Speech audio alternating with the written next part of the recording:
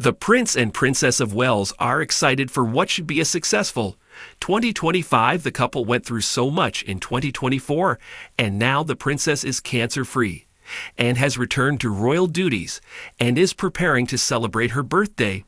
But she's reportedly still taking time to get back into full health. In breaking news today, palace reports reveal that the Princess of Wales has been entrusted with a significant role described as a key player in King Charles's team, because her contributions are considered vital to securing the future of the royal institution known for her grace and resilience. Catherine possesses what many might call a unique ability to captivate even during her most challenging moments. She remains the shiniest jewel in the Windsors' crown. Last year's highlights trooping the color Wimbledon Armistice Day, Christmas at the Abbey. It all belonged to her.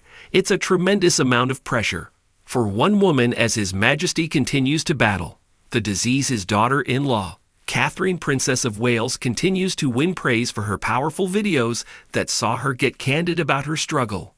This year, the Waleses don't usually do anything too wild for their birthdays, so it doesn't come as a surprise that they are choosing to stay low-key once again.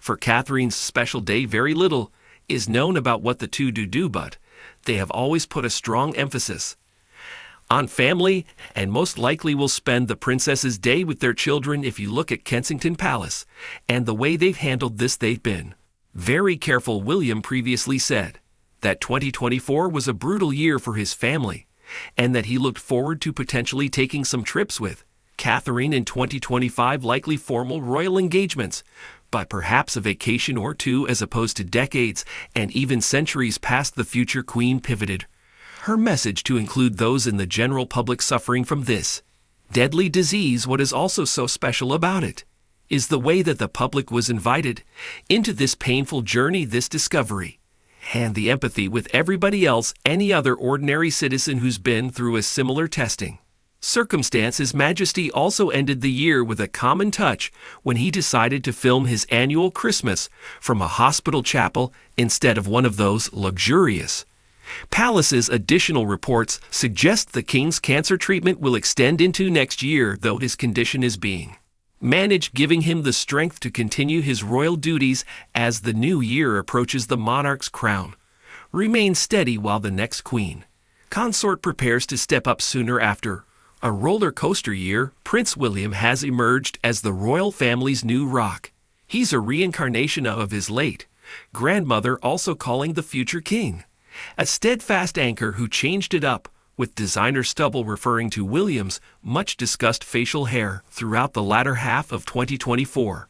While Catherine's cancer treatment is ended, the king will continue into 2025, with palace sources confirming on December 20th that the treatment is moving in a very positive direction. As the one-year anniversary of Charles' own announcement about his cancer her approaches, aides have signaled that Charles will continue treatment as a managed condition.